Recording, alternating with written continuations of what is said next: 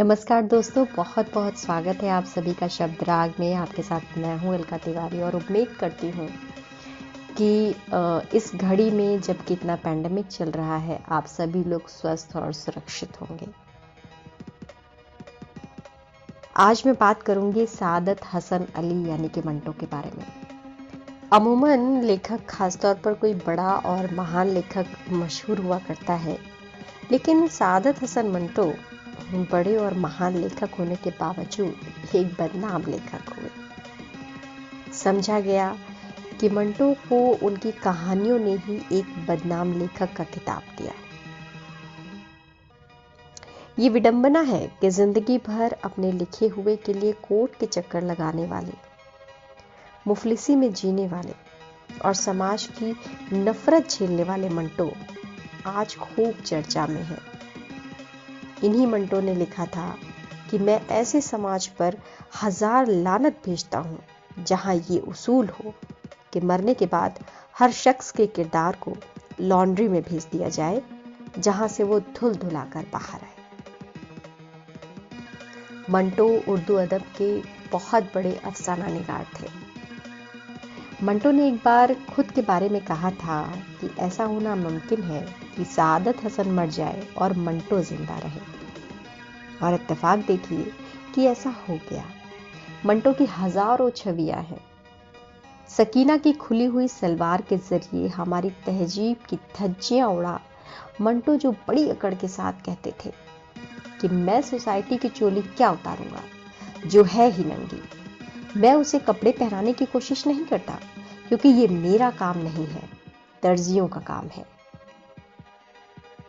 एक सदी से पहले मंटो हुए और मंटो के लिए कहा जाता है कि वो अपने समय से पहले पैदा हुए लेखक थे, जिसका खामियाजा उन्होंने कोर्ट के और पागल खाने के चक्कर लगाकर भुगता। मात्र 42 बरस की उम्र में इस महान रचनाकार ने इस दुनिया को अलविदा कह दिया।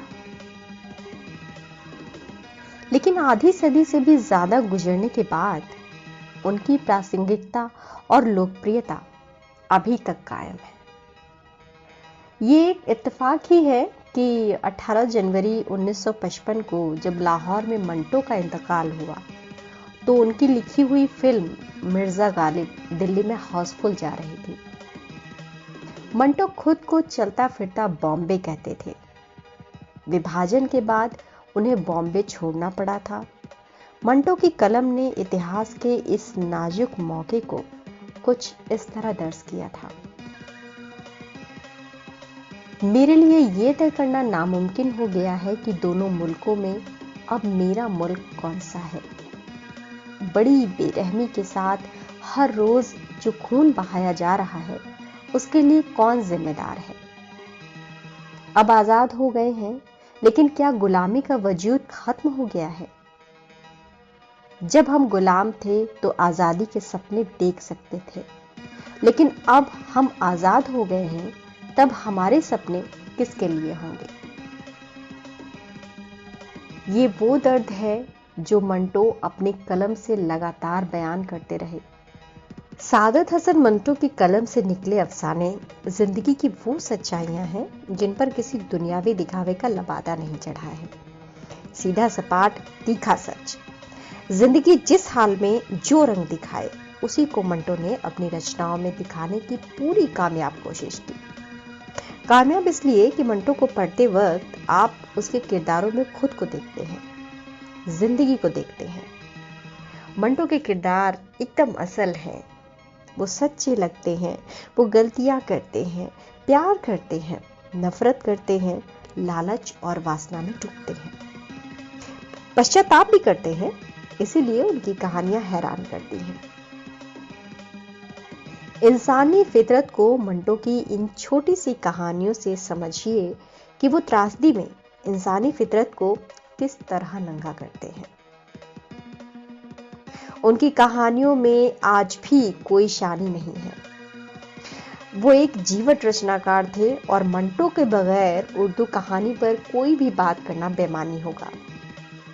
ये बात अलग है कि मंटो ने 2 बार फेल होकर इंटरमीडिएट का इम्तिहान 3rd डिवीजन से पास किया और मजे की बात यह है कि उसमें भी उर्दू के पेपर में वो नाकाम रहे थे। और मंटो की सारी कहानियां उर्दू में हैं। मंटो ने पहली कहानी तमाशा लिखी थी। मंटो पर बेशुमार इल्जाम है अश्लील कहानियां लिखने से लेकर बंटवारे का विरोध करते हुए भी भारत से पाकिस्तान चले जाने तक। मंटो उर्दू अदब के अकेले अफसाना निगार होंगे जिनकी शोहरत को लेकर उनकी बदनामी को वजह बताया गया, लेकिन ये सही बात नहीं है। उनकी कहानियों में सच्चाई इतनी कड़वी होती है कि इंसानी किरदार नंगे नजर आते हैं। मंटो को चाहने वालों की माने तो वो भारत पाकिस्तान के बंटवारे के बाद अपने होश खो बैठे थे और बंटवारे के बाद उन्होंने एक कहानी लिखी जिसका शीर्षक दिया खोल दो। और मेरे आने वाले एपिसोड में आप इस कहानी को सुनेंगे। तब तक के लिए अपना ख्याल रखिए, सुरक्षित रहिए। धन्यवाद।